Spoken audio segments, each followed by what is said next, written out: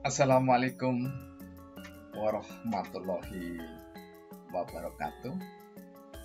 Alhamdulillahirabbil alamin. Allahumma shalli ala Muhammad wa ala ali Sayyidina Muhammad.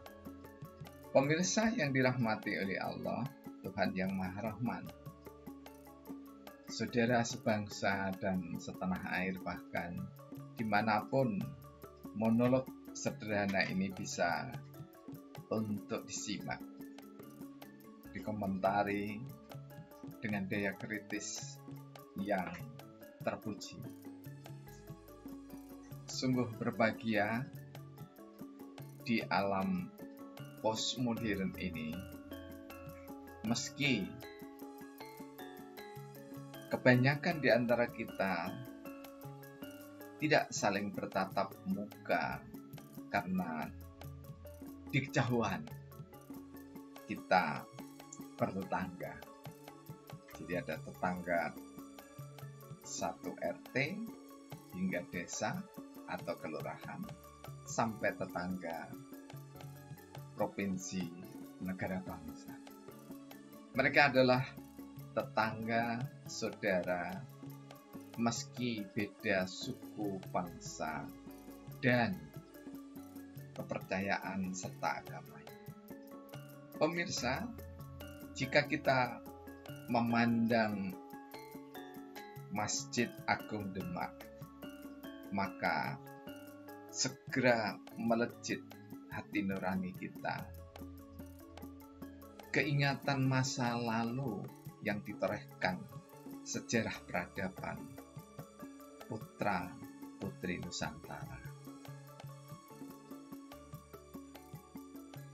Wali Songo memang bukan satu-satunya kelompok yang menebarkan pesona Islam dengan kedamaiannya. Namun di masa Rasulullah SAW, sahabat sudah pernah mengunjungi dan berdakwah dengan cara yang bijaksana di bumi Nusantara. Pemirsa, tentu kita tidak akan mengulas sejarah yang panjang, namun setidaknya kita dengan melihat, kita mencoba memaknai Masjid Agung Demak sebagai monumen kearifan lokal, jenius lokal yang dimiliki oleh bangsa yang berperadaban. Islam di Nusantara dikenalkan dengan cara yang sangat adil dan bijaksana. Para wali-wali Allah adil, tidak mengadili umat yang tidak beragama atau belum beragama Islam. Apalagi kebijaksanaannya tidak menjadikan sikap mereka mencela meskipun beda kepercayaan dan agama. Masjid Agung Demak bukan sekedar bangunan, tetapi memiliki ruh spiritualitas tentang Kebhinneka Tunggal Ikaan Nusantara. Kita mendengarkan suara gamelan yang dicipta oleh Sunan Kalijogo. Tidak berarti Sunan Kalijogo tak mengenal ayat 208 surah Al-Baqarah yang memerintahkan agar manusia yang beriman masuk Islam secara menyeluruh. Namun, seorang Sunan Kalijogo dan wali yang lainnya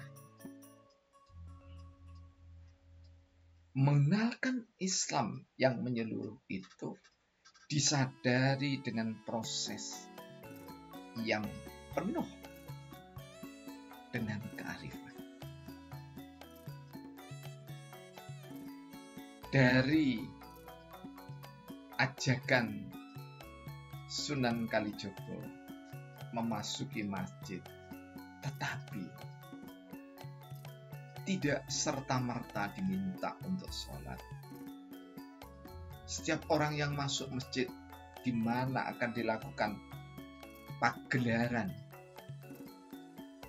orkestra klasik Nusantara gamelan, maka seorang Sunan Kalijogo mengajarinya dengan mencuci tangan dan wudu pada permulaannya. Kemudian berangsur-angsur menjadi tidak sekedar mencuci tangan dan mencuci kaki, namun diajari berwudu. Proses berwudu pun dibiarkan, diresapi, sembari di sela-sela gamelan berbunyi. Kalimat-kalimat bijak untaian dari para wali disampaikan dari hati, menyentuh hati nurani. Penggalih dalam bahasa Jawanya. Proses ini tidak sekali dua kali, tidak sehari dua hari.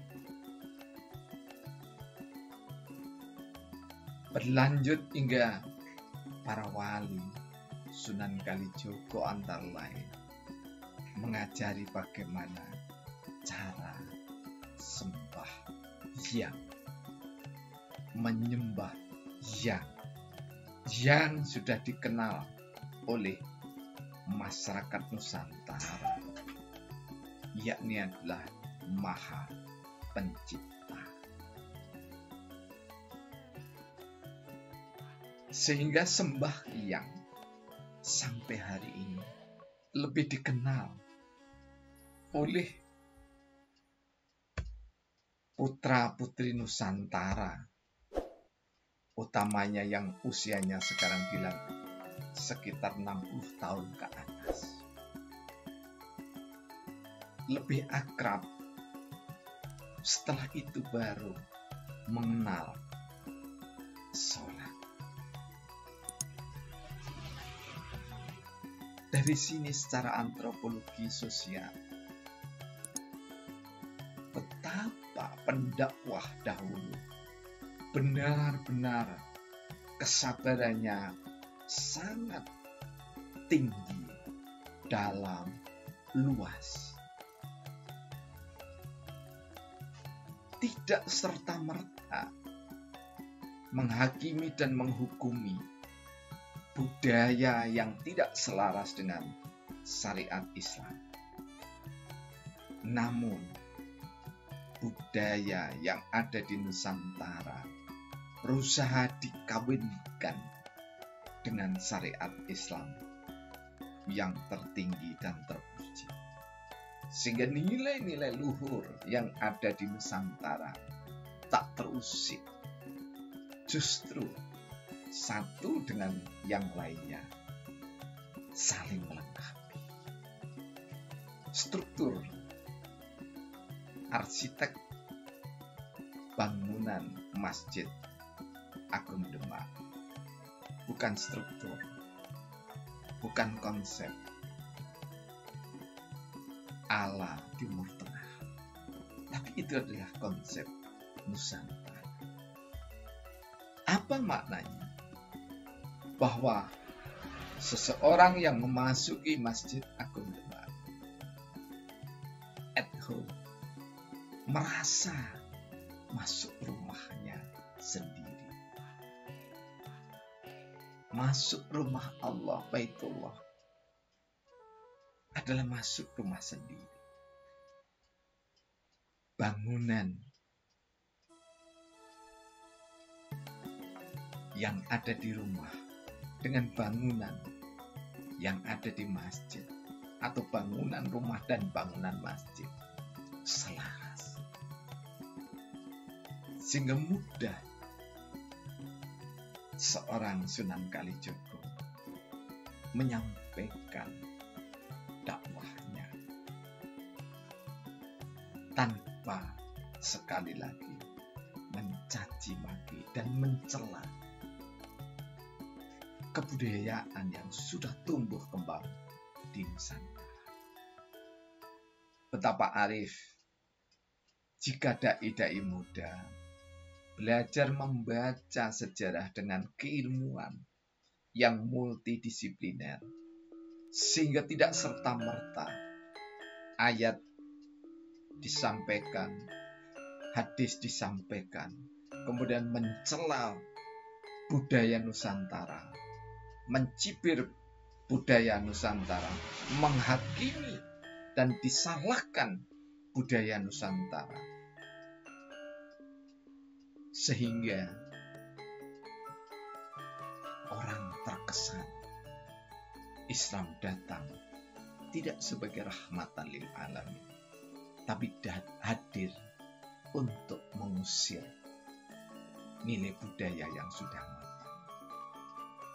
Memang harus diakui bahwa ada nilai budaya yang tidak harus diteruslanjutkan oleh anak Nusantara. Tentu hati kita mampu untuk memahami mana yang patut tetap ditumbuh kembangkan dan mana yang tidak patut untuk dilestarikan. Billahi taufik wal hidayah. Wassalamualaikum warahmatullahi wabarakatuh.